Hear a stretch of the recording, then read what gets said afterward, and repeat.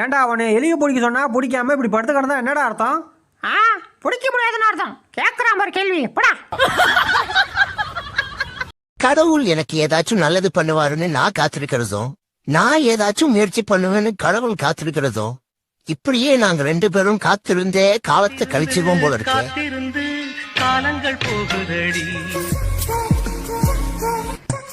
இன்னைக்கு நீ ரொம்ப அழகா இருக்கு.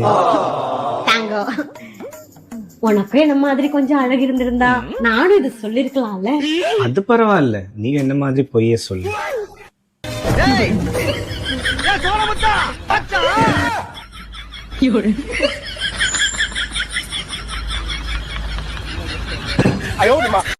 ஐயோ, இந்த வெயில்ல நான் செத்தே போயிடும் போல. யாருன்னா ஏசிய போடுங்க. ஏசி இல்லையா ஃபேனையாவது போடுங்க. 10ல வைங்க.